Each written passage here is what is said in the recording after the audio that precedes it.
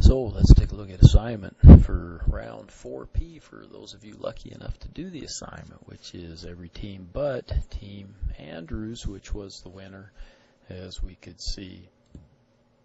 And I hadn't shown this, I'm sorry, but round 4P, earnings per share, took second place in many things, a little further back in the contribution margin, which Digby did well in.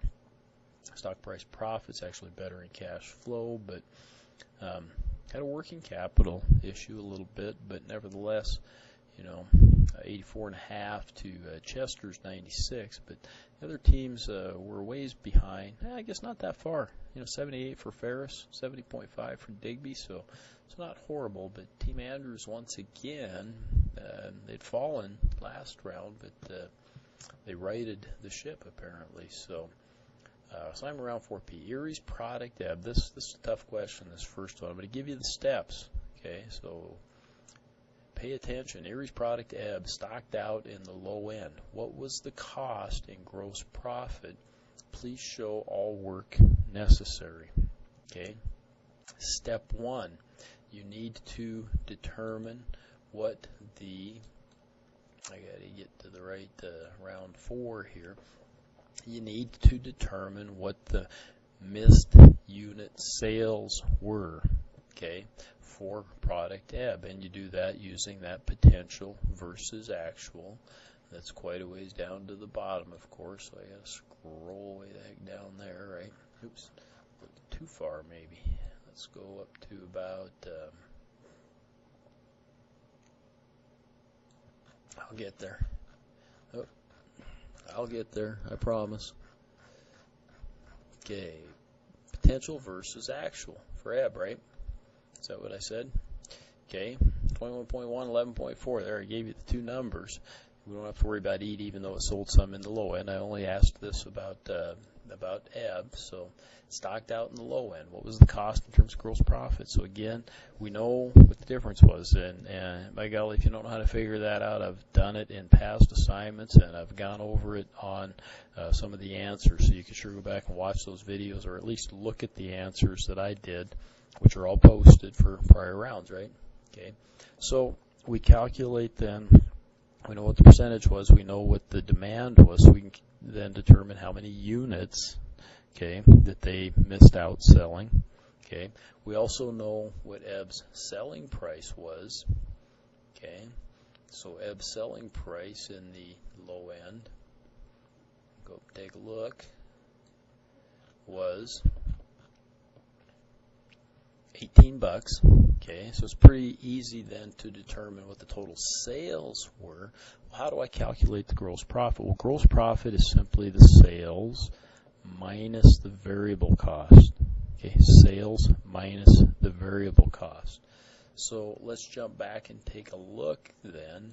Okay, so I've determined what my sales were. I could do that by knowing that. I could have also gone up here to the production analysis, and that's where I can calculate my variable costs. So because my price was 18, my variable costs are $5.30 for material and $7.02 for labor. So my variable costs are $12.32. Okay. So my gross profit per item, you could do this a couple different ways. You could take the $18 times the missed unit sales, okay, and that would give you what the total sales were. And then you'd take the $12.32 times the missed unit sales. That would give you the total variable cost, and the difference would be the correct answer. Or you could take the $18 here minus the $12.32, and that gives you whatever that is, $5 and something. And you multiply that by the missed unit sales, and that would give you the gross profit. And the answer should be the same no matter which way you do it. Okay, I think I gave you plenty of hints on that one. So 2, what will be the total industry unit demand in the high end for round 5? I've done this in the past. I don't know if I've put in there, but to show your work, but I know I made that comment several times. People, when I corrected the last assignment, I think, or assignment 2, is When you don't put your work on there, okay, and you're just putting a number, I have no idea what you did wrong.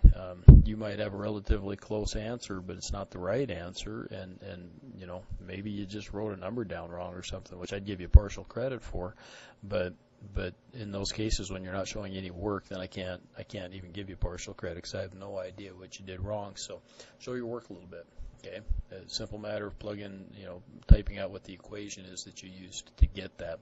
Okay, I've asked this in the past, showing you how to do it.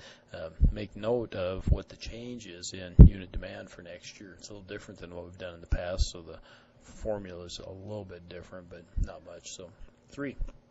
Chester issued nearly $41.4 million in long-term debt. What was the effect, if any, on, and it should be on ROE and EPS? Okay.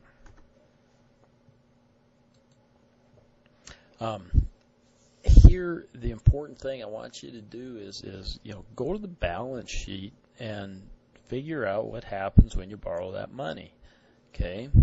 And again, this is kind of a, you know, debt's cheaper than equity type of a question. Okay, so just follow that through. So if I borrow 10 million or 20 million or 41 million, it doesn't really matter. Okay, what does that do to the balance sheet? Certainly, I've got a new loan, right? But I got all that money too, and so that goes into the balance sheet. Now, I may spend the money or whatever, but it doesn't matter, you know, because that's just assets. Okay. So what's the effect then? Then you got to look at the income statement. What gets affected on the income statement? Okay, that may be a little more nuanced because you could make some speculations, but I'm not asking you to get that deep. You don't need to get into your Zen here to answer this. Just kind of figure out, geez, what would be some of the things that might happen if I borrow a little bit of money? What I'm going to tell you is that the answer is nominal. Okay. So there, I kind of gave you the answer, but kind of tell me why. So then 4, in your opinion, what is Chester's strategy? Providing reasons why you feel that way might be helpful. Again, because you may not get it exactly right, but at this point, it's, to me, looking at it, it's, you know, it's 1 or 2 potential. Okay, and I'd have reason to believe that it's 1 probably. Okay. And so take a look, and you can gather a lot maybe from the perceptual map, but also that production analysis, and it should give you some really good ideas about what your strategy is. And once again, I keep imploring you, please analyze the other companies as thoroughly as you analyze your own, because that'll give you ideas about how you want to move forward. And in this case, Chester's leading the pack, right? And so analyzing them and what they're doing might be extremely important, and knowing what their strategy is. Maybe you don't want to do their strategy. Their strategy is going to stay the same. Yours can change if you want when we get into the competitive rounds, okay? And you may want to, you know, if you know what their strategy is going to be. So there you have it, the assignment for round 4P.